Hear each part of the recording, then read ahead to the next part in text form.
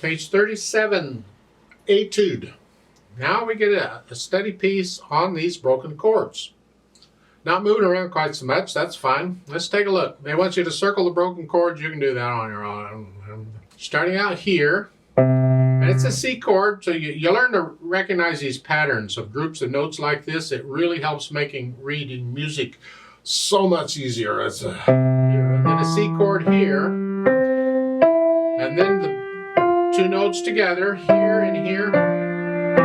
Using different fingers, but you get used to that. And then the second line is similar to that, and then the third line, you're here, hold it down, and then when you play the F, you lift up the left hand, because it's a rest. Same thing, lift up for the rest, and then the last line is similar to the others. Not a lot going on there, but it's kind of nice. It's all legato, you can play it all connected. It starts out moderately soft. Second line is very soft. It's how soft can you play? Don't use the soft pedal. That's cheating. Do it with the hands. And then in the third line, you go back up to moderately soft, but now you got swells. You're going to go up to moderately loud. Go up to here. And again, look in the middle of these swells to the note or notes that's there and aim for that. So here, F, that's where I'm headed for. So it's here. Again, the G.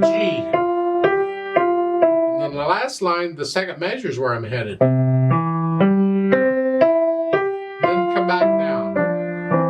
There. So you practice these dynamics. It's so important because it helps you to gain the control of your fingers. And you can practice the dynamics when you practice the scales. Practice getting louder as you go up and softer as you come down, and then turn it around. Get softer as you go up and louder as you come down. So you practice the control you need for these louds and softs, so you have it when you need it in the music. Now, one thing I might add here, now you'll get this in music sometimes. They don't always give you everything. You kind of have to feel some things or figure some things out on your own. Here, for instance, there's no phrasing in this. Well, it's a steady piece. A lot of times in steady pieces, they don't give you phrasing. But if you'll play this through a few times, I think you'll find there are musical sentences here. Now, feel like it? You might have to speed it up to get the idea. See, that to me, that first line was a sentence. And then the second line? That's a sentence too, it's the same thing. And then the third line. So what I would do, because I'm feeling these phrases, is I would go ahead and treat them like phrases. So I would lift up between the phrases so there's a little silence, like a breath. So I would separate, and in this piece it works out with each line is a phrase. So just separate it at the end of each line so you get that. It just adds a little nicety, a little musicality to this. Not just a dry note, note, note, note, note, note, note. When you're first learning a piece, it is note, note, note, note. But once you got to get into the music. You got to turn it into music. You got to make it feel its emotion. Go beyond the notes and make it music is what I'm trying to encourage you to do. I like to play this with you slowly. I don't have a lot to say on it. And moderato is in the middle somewhere. It's about what I've been doing, I think. I'll give us 3 counts and let's play it together.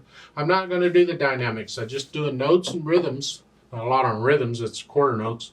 I just want to make sure you have those correct. And you can take it from there and make it something special. 1, ready, go.